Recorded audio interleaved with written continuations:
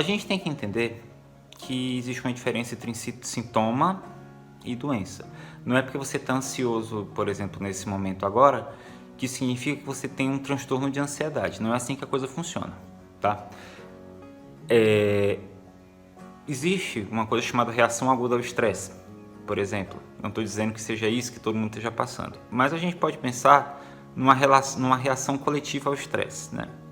A gente tem planos, a gente tem toda a nossa vidinha organizada na nossa cabeça e descobre que de repente vem uma rasteira em cima disso.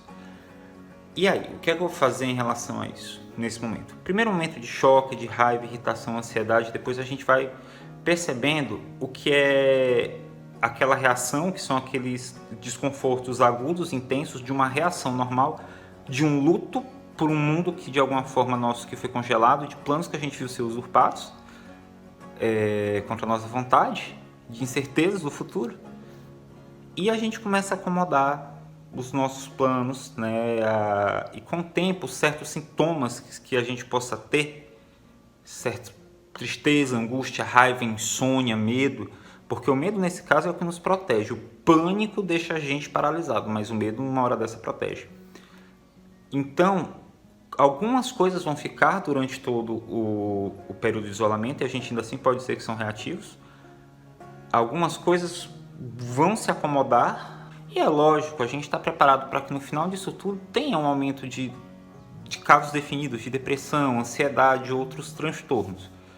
Mas, no momento, todo mundo vai reagir com sentimentos de desconforto, de desadaptação à circunstância atual e nem por isso vai significar que existe uma doença. Como a gente previne isso de virar uma doença? É justamente falando abertamente sobre o que a gente está sentindo, procurar interagir, ninguém está passando por isso só.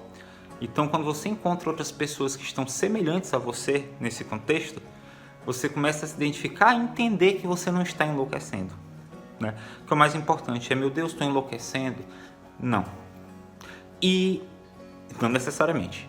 E outra coisa, vamos parar com essa conversa de eu tenho que me controlar. Se eu estou com insônia, eu tenho que me controlar. Se eu estou nervoso, eu tenho que me controlar. Você não é obrigado a nada. Estamos todos num momento difícil.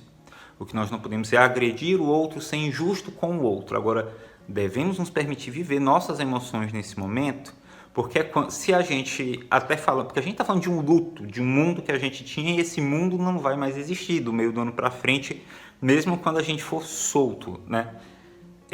Você tem duas opções na sua vida. Ou você vive o luto, e o luto é normal, o luto não é doença, ou você vai viver tentando tanto mascarar esse luto que você vai viver sua vida de luto sem perceber e isso se transforma num quadro realmente patológico.